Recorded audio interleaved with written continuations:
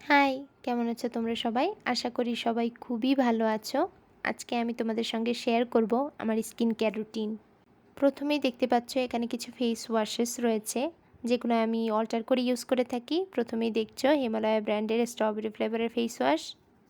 এরপরে রয়েছে লিলি ব্র্যান্ডের কিউকাম্বার ফেস ওয়াশ। এরপরে এটা হচ্ছে লিলি ব্র্যান্ডেরই আরেকটা ফেস ওয়াশ, সেটা হচ্ছে অরেঞ্জ ফ্লেভারের। এরপরে হিমালয়ার vitamin C brightening face wash. এরপরে আমার মোস্ট ফেভারিট সেটা হচ্ছে রাজকন্যার অ্যাকনে ফাইটিং ফেস ওয়াশ। এটা আমার ইউজ করে খুবই ভালো লেগেছে। এরপরে আমি তোমাদের একটু ফেস ওয়াশগুলোর টেক্সচার দেখিয়ে দিচ্ছি। এখানে দেখতে পাচ্ছ এই ফেস ওয়াশ দুটির জেল লাইক ফর্মুলা একদম, তার সঙ্গে কিছু বিটস রয়েছে। এগুলো স্কিনকে ক্লিন করার পাশাপাশি স্কিনকে স্ক্রাবও করবে। এটা আমার ইউজ করে তেমন একটা ভালো লাগেনি স্ট্রবেরি ফ্লেভারেরটা, কিন্তু অন্যান্য সব ফেস ওয়াশগুলো আমার খুবই ভালো লেগেছে। এটা একটু ডিফারেন্ট লেগেছে আমার কাছে স্মেলটার জন্য। স্মেলটা তেমন একটা ভালো নয়।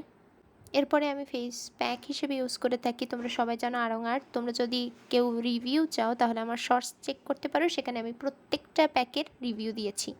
আমি সিরাম হিসেবে ইউজ করে থাকি হিমালয়ার ভিটামিন সি সিরাম, যেটা আমার কাছে খুবই ভালো লেগেছে। এটা স্কিনকে ব্রাইট করে, তোমরা ইউজ করে দেখতে পারো।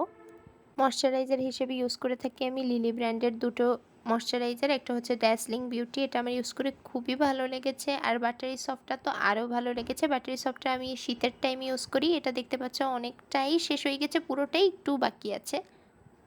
আর ড্যাজলিং বিউটিটাও হাফ শেষ। সবার শেষে আমি যেটা ইউজ করি, যেটা খুবই ইম্পর্ট্যান্ট, সেটা হচ্ছে সানস্ক্রিন। Sunscreen must. এটা হচ্ছে টোন আপের একটা সানস্ক্রিন।